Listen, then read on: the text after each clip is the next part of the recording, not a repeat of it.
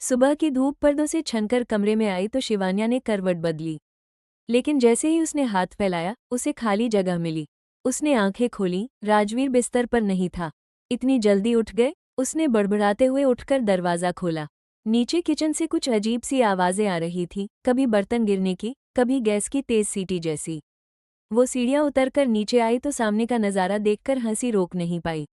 Rajveer apron पहने खड़ा था। एप्रन पर बड़े अक्षरों में लिखा था, किंग इन द किचन। बाल थोड़े बिखरे हुए, हाथ में चम्मच और सामने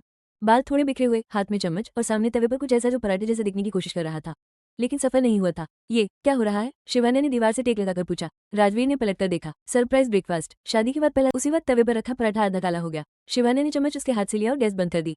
माफिया से किचन तक का सफर आसान नहीं होता, उसने चिढ़ाते हुए कहा। राजवीर ने आंखें सिकोड़कर कहा, देख लेना, एक दिन मैं तुम्हें 5 स्टार शेफ वाला नाश्ता बनाकर खिलाऊंगा। उस दिन मैं अस्पताल में छुट्टी ले लूंगी। उसने तुरंत जवाब दिया। दोनों हंस पड़े। आखिरकार उन्होंने साथ साथ नाश्ता बनाया। राजवीर सब्जी काट रहा था, लेकिन टेढ़े मेढ़े टुकड़े देखकर शिवान्या ने कहा, ये सब्जी है या मॉडर्न आर्ट?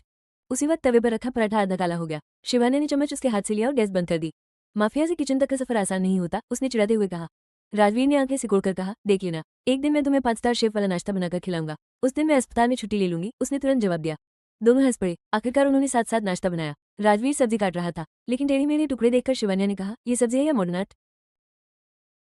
तुम्हें यहाँ क्यों लाया? उसने पूछा। क्योंकि यहाँ कोई हमें पहचानता नहीं, उसने कहा। आज बस तुम और मैं। उन्होंने साथ कॉफी पी। बीच बीच में राजवीर जानबूझकर मजेदार चेहरे बनाता और शिवान्या हंस पड़ती।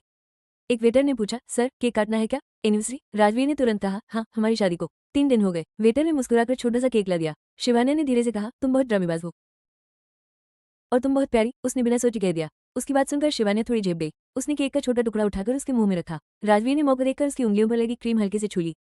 राजवीर, उसने बनावटी गुस्से से कहा, क्या क्रीम बर्बाद नहीं करनी चाहिए? उसने मासूम चेहरा बनाया। शाम को वो दोनों मरीन ड्राइव पर गए। लोग इधर उधर घूम रहे थे। राजवीर ने उसका हाथ थाम लिया, इस बार बिना किसी हिचक के।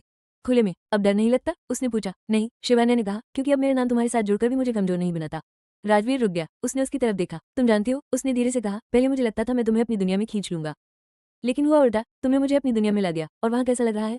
उसने मुस्कुराकर पूछा। शांत, लेकिन खतरनाक। खतरनाक? उसने आंखें बड़ी की। हाँ, वो हंसा, क्योंकि अगर तुम नाराज हो जाओ तो कोई माफिया भी नहीं बचा सकता।